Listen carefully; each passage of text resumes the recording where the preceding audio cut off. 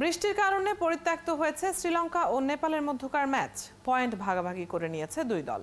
ফলে কাগজে কলমে সুযোগ থাকলেও বিশ্বকাপে গ্রুপ পর্বেই থামার অপেক্ষায় শ্রীলঙ্কার যাত্রা। বাংলাদেশের সুপার 8-এ যাবার পথ সুগম হলো। প্রথম ম্যাচে শ্রীলঙ্কাকে হারানো টাইগারদের পয়েন্ট 2। নেদারল্যান্ডসের পয়েন্ট সমান হলেও নেট রান রেটে অনেক এগিয়ে লাল সবুজের প্রতিনিধিরা। সেক্ষেত্রে শেষ দুই ম্যাচ জিতলে নিশ্চিতভাবেই সুপার 8-এর টিকিট কাটবে নাজমুল শান্তের দল। নেদারল্যান্ডস ও নেপালের বিপক্ষে কমপক্ষে একটি ম্যাচ জিতলেও সুযোগ থাকবে পরের পর্বে যাওয়ার। সেক্ষেত্রে রান রেটে অবশ্যই এগিয়ে থাকতে হবে হাতুরু সিংহের শিষ্যদের। তবে কোনো যদি কিন্তু কিংবা পরের দিকে তাকিয়ে থেকে ভাগ্যকে দোষারোপ করা নয়। পরের দুই ম্যাচ জিতেই সুপার 8-এ যেতে চায় লাল সবুজের প্রতিনিধিরা। এই দুই ম্যাচে বৃষ্টি হানা দেওয়ার চান্স কম।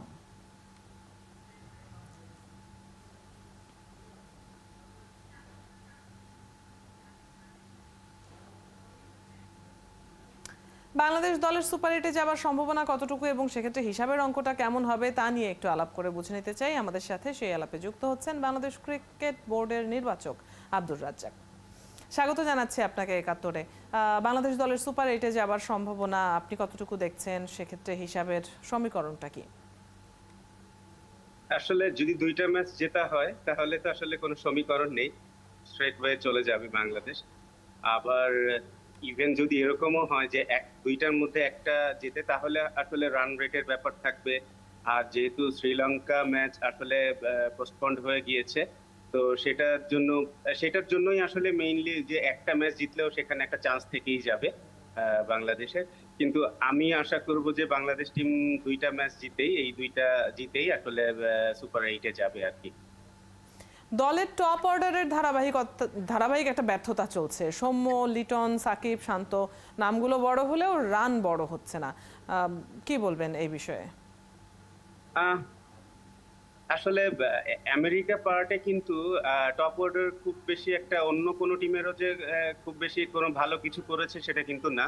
তো তার মানে খুব সম্ভবত ওখানে হয়তো নিউ বলে ফেস করা একটু ডিফিকাল্ট হচ্ছে ব্যাটসম্যানদের জন্য।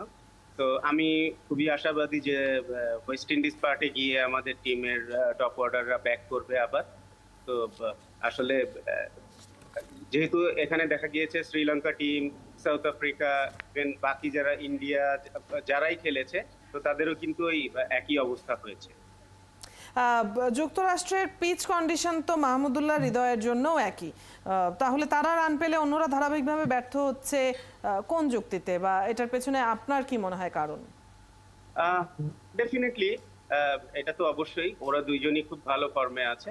বাট একটা ব্যাপার, ওরা কিন্তু আসলে নতুন বল ফেস করছে না, সেটা একটা ব্যাপার। আর আসলে এখানে যেহেতু ভালো হয়নি, এটা কোনো এক্সকিউজ নাই আসলে, বা এটাকে আসলে যে বলবো যে না আসলে ভালো ভালো হয়নি এটাই ঠিক।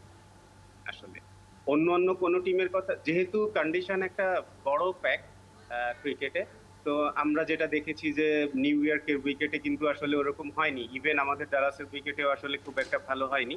তো আমি খুবই আশাবাদী যে যে ওরা ওয়েস্ট ইন্ডিজ পার্টে গিয়ে ভালো করবে, আমাদের টপ অর্ডার ক্লিক করবে, এবং আসলে এটা করতেই হবে। তা না হলে আমাদের জন্য খুবই ডিফিকাল্ট একটা টি-20 ম্যাচে আসলে যদি আপনার টপ অর্ডার ক্লিক না করে তাহলে আসলে খুবই ডিফিকাল্ট একটা উইন বের করা।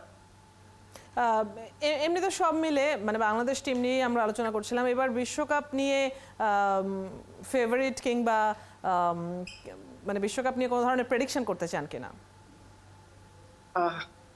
প্রেডিকশন আসলে আমি খুব একটা পছন্দ করি না, বিকজ আন্দাজের উপর বলা হয়, তারপর যদি হয়ে যায় হ্যাঁ আমি একটা বিশাল কিছু, আমার আমার গেজিং পাওয়ার খুব ভালো।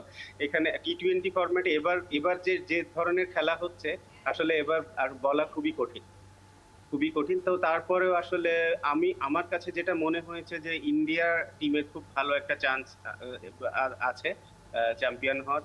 আর আমি বাংলাদেশ টিম নিয়ে যদি বলেন, আসলে আমাদের টপ অর্ডারটা যদি আরেকটু ক্লিক করে, তো আমরা যদি সুপার করে যাই, এটাতে অবাক হওয়ার কিছু নাই আসলে। প্রত্যাশা সেরকমই থাকছে। অনেক ধন্যবাদ আপনাকে আজকে আমাদের সাথে যুক্ত হবার জন্য।